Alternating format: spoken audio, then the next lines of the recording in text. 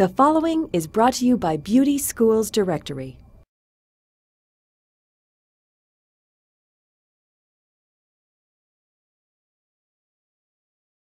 Hi, how you doing? My name is Cassius, also known as Terrell Simpson. I am the CEO and owner of Rollercoaster Waves. I've been cutting hair for 15 years, licensed out of Georgia. I went to Clark Atlanta University for college, and currently I work out the basement of my house. I've been doing that for the past 5 years. Before then, I worked in a barbershop in the West End Mall, probably about a half a mile away from the college I attended.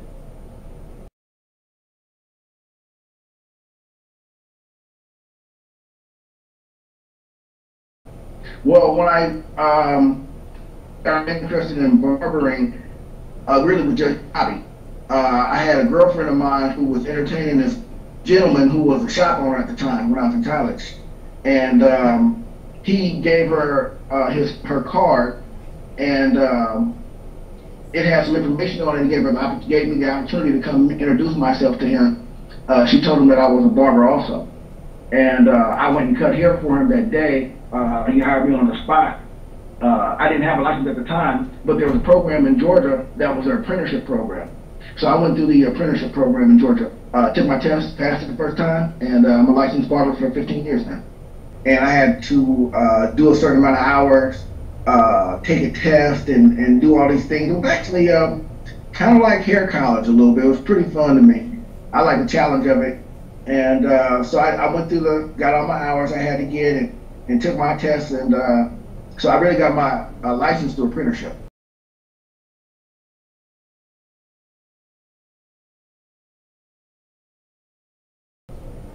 Well, I was going to college at the time for pharmaceutical sciences. So I came here would be Atlanta. I came to Atlanta from San Diego to go to college to be a pharmacist.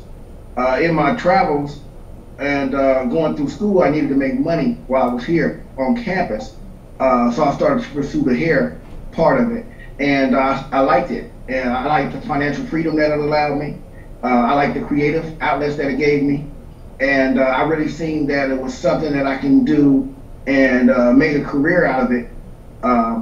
Well, actually at that moment, when I first started, I didn't think about it as a career. But I really knew that I could pay my bills by doing it. And as I started doing it more, I started falling in love with it more. And as I started to fall in love with it, I started realizing that it could be a career. And you know how it is when you fall in love with something, you can do it till you don't get tired.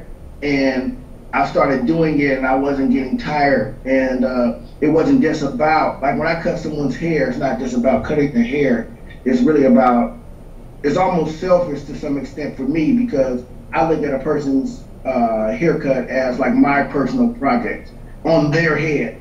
And I want to give them 100%. If they're paying $1,000 or $20, you know, it's going to be the same haircut. The only difference really is the time. You know, if you want your haircut at midnight, it might cost you a bit more than it's going to cost you at 5 o'clock in the afternoon. But I'm still going to give you the same energy, and I'm going to make sure I give you my level of perfection, which is pretty high.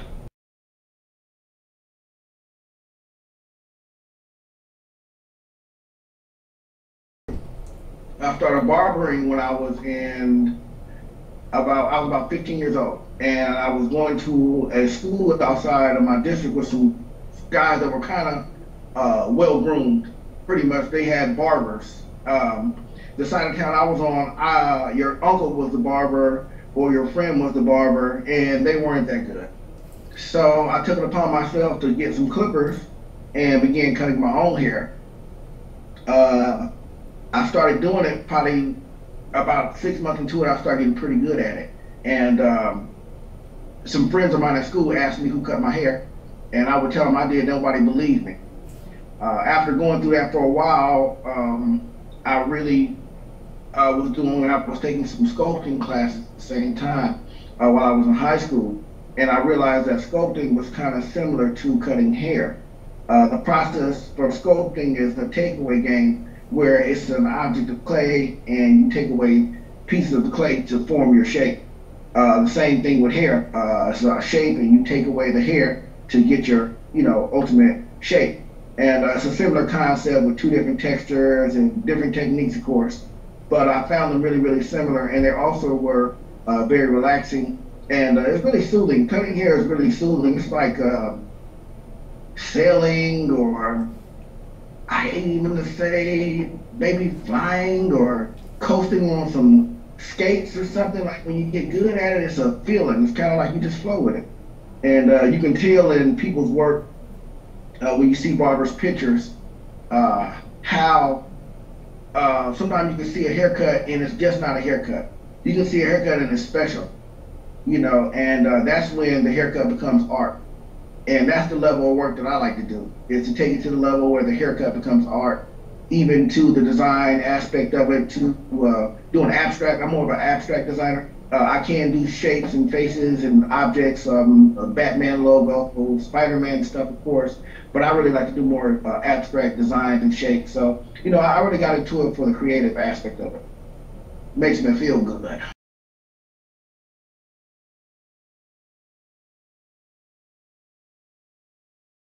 Actually, everything you do in your life, your parents' actual intentions are for their lessons and things that you learn in life to be able to be applied for your future.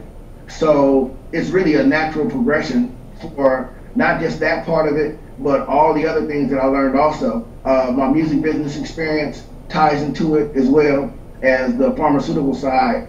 I don't create the product myself. I help to create the formula for the product, but I have a manufacturer that does that, actual making of the product part of it. But to come up with it was a combination of myself and my experience. Hair products every day that are in the stores that necessarily don't apply to the pharmaceutical part of education, but you know, again, like just my life lessons, my experience as a barber, and touching products like jam and sporting waves and, you know, IC, and I know these things, how they feel, how they smell, and being a barber, I know what we look for and what we don't like, that a lot of these times these other companies don't get a chance to deal directly with the consumer, and maybe they do and don't ask the right questions. But nevertheless, me being a barber and being a practice master barber makes it a real good marriage for being involved with a hair company.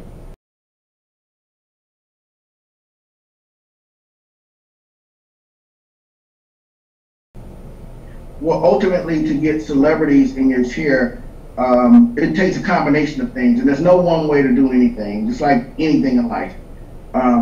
First of all, I feel like it's a balance. 50% skills, 50% relationships. Relationships mean you have to have a relationship with every single client that sits down in your chair. And when you talk to them, a lot of times it's a lot of listening. Some guys need a lot of listening. Some people want some advice. Some people maybe want some of your grandfather's wisdom that you learned and you should pass down to them.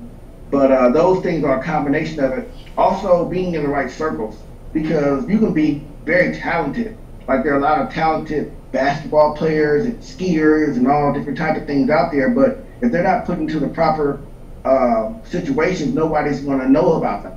So the part of my life that I have been blessed with prior to really getting into the hair business seriously was being a music business executive for a record company called Noontime, which I did that for about 5 years or so. Put out a little artist, his name was Little Corey, and that was a big deal for me, because going through my music industry experiences, I ended up getting a lot of relationships with one of them particularly was Ludacris' manager, a guy named Chaka Zulu, who is currently still his manager. And I still currently cut him and Chris, and actually the whole company for that matter. And that's been a relationship that's been fostering since college. So, you know, I remember when I went to school, one of the first days of school in orientation, they said that a lot of these people sitting next to you, you're going to know your whole life.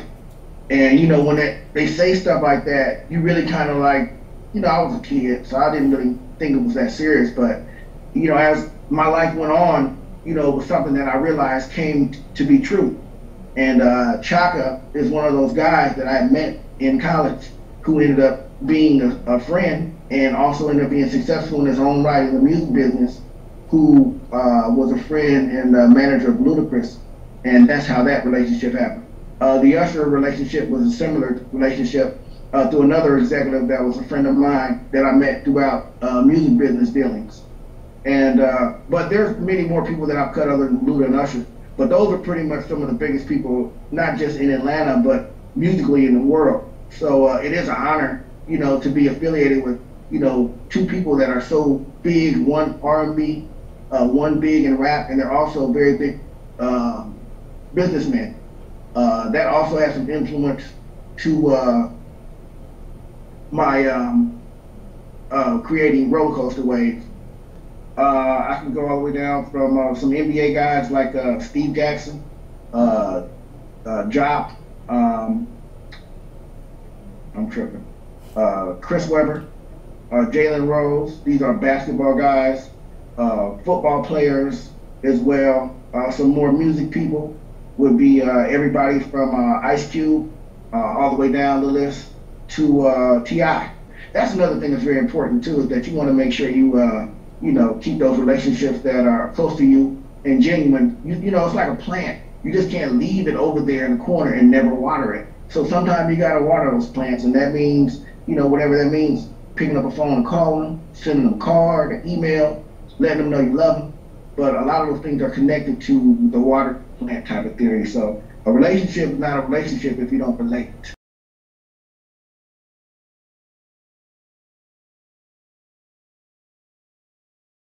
The documentary I did called Changing the World One Cut at a Time originally started out as just me bringing some of my colleagues in to pretty much take the footage of me working.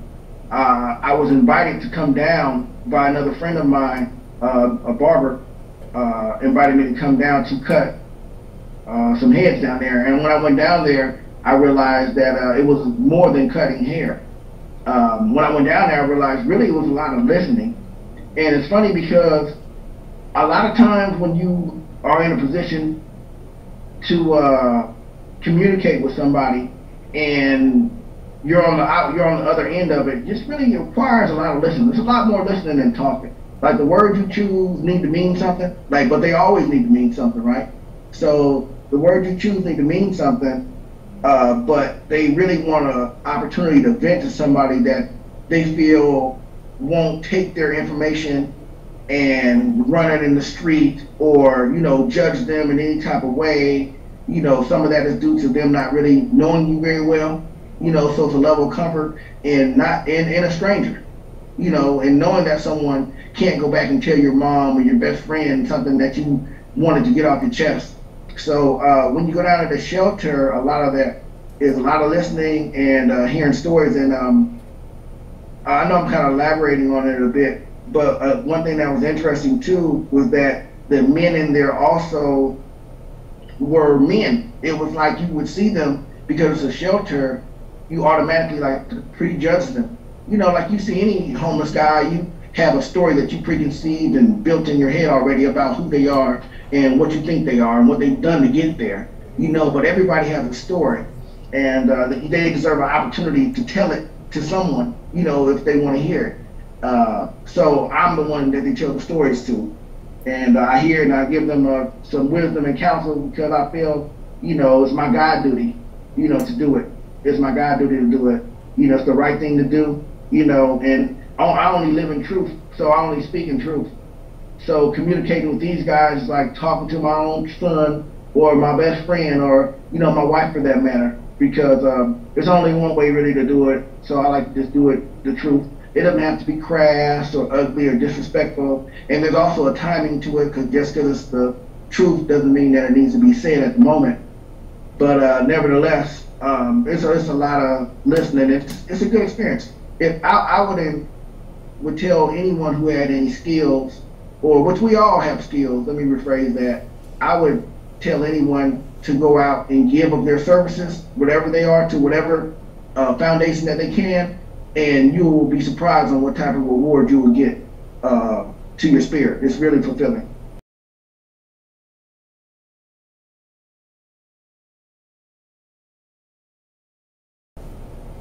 I've been doing it probably about 2 years, and how often it varies. A lot of times, depending on the flexibility of my schedule.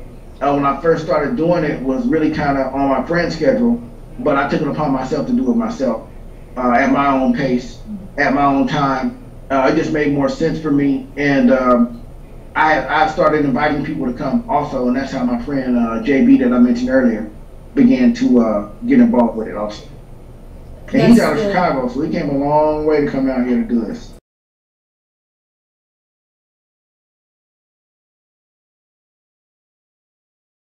I basically went down there with one objective was to cut hair, but when I came out, I felt like they needed more. So I wanted to use some of my celebrity relationships to help to parlay these guys and these men for a better opportunity to do whatever they needed to do to get them on their feet. It's like there's no need in having 30 pair of shoes in your closet when you only could wear one at a time, you know. And that's just something that I'm saying, that like an analogy, you know, just to really make parallel to say that you need to give more, because when you give, you get. And I believe that that was the motive and the motto behind my whole changing the world one cut at a time movement, is really when you give, you get. And my dad used to say back in the day that you shouldn't sleep with your fist balled up. And that means a lot of things. But for my manner, it was like you shouldn't be so uptight. You should be more open to receive, you know, the blessings that people have for you sometime. And I want to be able to give some of those blessings sometime also too. And when you start doing things like that, you start getting those things back tenfold. And I know it sounds like, you know, you might have heard that before, that when you give, you get. But realistically, it's so true to life. It's so true to life. And for people, I know a lot of people don't do it, so that's why they don't understand that. But for those who do, they understand. And I'm just trying to let them know, let it go. It doesn't require money. It requires more time and energy than anything. And once you start doing that, things will open up for you. You'll be surprised all the things that's on the other side of that door open for you. Everybody's situation is different, so I can't really tell one person what to do or not. And you have to do what's on your heart, because even though a man may be a barber, his skill may not be in communication. You know, he may be a great cook, and he may want to come down there and offer some cooking. Another guy may be great at doing plumbing because the shelter needs plumbing, et cetera, et cetera. So, you know, you have to kind of add in where you feel is your skills are going to best benefit your community, your surrounding community. And that's really ultimately the only way that we grow and get stronger, is by doing stuff directly with our community to build up everything around us. I think the mentality a lot of times these days is to let everybody else fix our problems. I believe we have to fix our own problems.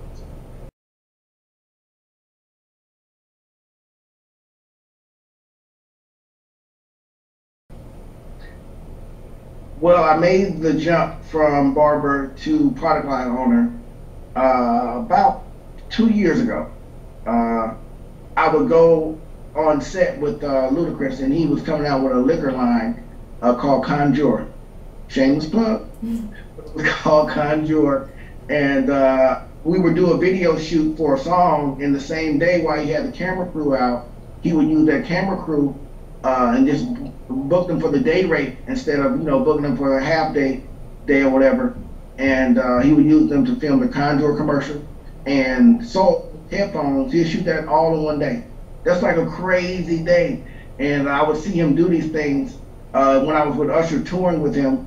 We'd be in New York, and we'll have a full day of stuff to do. But part of the day might be music related stuff, and the other part might be going to Macy's to do an in-store for his cologne. And you know, cutting his hair, I'm only cutting his hair one time. The other in-between part is really a maintenance, deals with just brushing and, you know, making sure he looks good, because that camera's right in his face, and we want to make sure he looks perfect all the time. But I would watch these guys go and multitask, and it didn't make sense why I had free time, and I didn't really take advantage of it. And one thing that I would echo in the back of my mind is, if all I do is cut hair, that's all I'm going to be as a barber. Now, nothing's wrong with being a barber, and I feel I am the best at what I do, at least in my area. But I'm so much more. You know, I'm a father. You know, I'm a drinker. You know, when summertime comes around, I crank that garden up, and I guess I'm a gardener. You know, but with the product part of it, it was just something in me that I felt like I could be doing more, and I think that applies to anyone in any situation. You know, whatever you're doing, you can be doing better.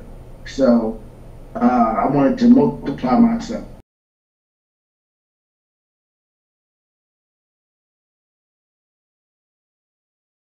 What this product does, it gives you some conditioner, some moisture, and some hold.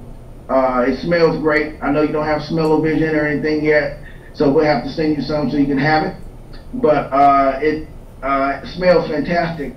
And one of the reasons why I decided to, when I was creating this product, I wanted to do a lot of the things that all of the products that were on the market was lacking. For example, if you smell the men's products out here, they lack fragrance.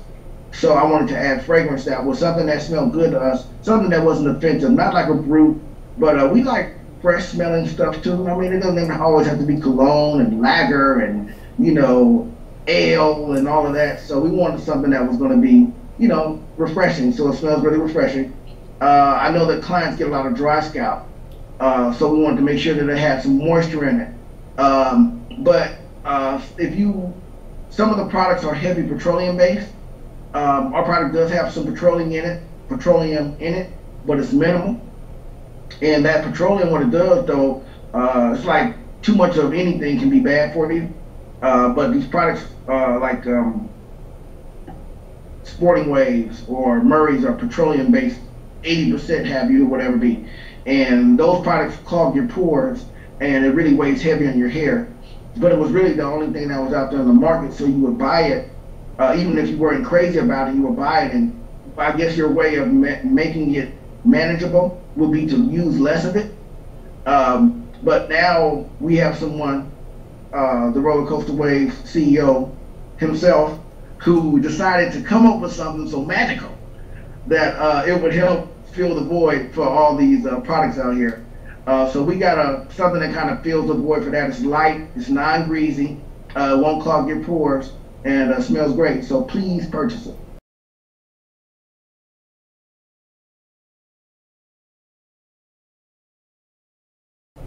Top three. Number one would be give 100%. And you know what's funny, and I always like to get off on, you know, a little bit more than what the question is, but you should give 100% anyway. You should give 100% for everything you do. If you're washing hair, if you're cleaning up, you know, when you get yourself together in the morning, you should always give 100% because you're only cheating your own life. You know, God gave you a purpose to be on earth, and you got time that you're going to have to be accountable for, so you should want to give 100% for you. It's like pointless not to give 100%.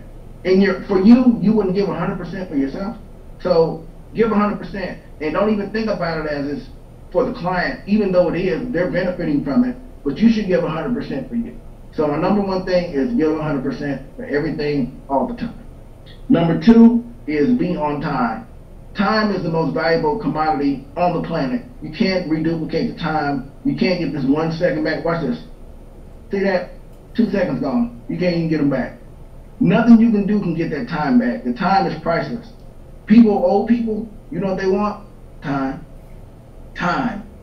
When you get on your bed and it's your last days, most people, you know what they want? More time with their loved ones, more time to get their life right, more time to fulfill their dreams. So time is my number two thing. My number three thing is respect. And that means respect not just yourself, but respect all things around you. It's like a balance of life. It's like a chi, like an ecosystem. You have to balance everything out in life. It's important that it's balanced, because without balance, things get out of sync, or things get off balance, and it throws off the whole system. So respect is important, and that will be my last thing. So the round it off is giving 100%, be on time, and respect. You do that, you probably get into heaven. That's it. You do that, you win. This message was brought to you by Beauty Schools Directory.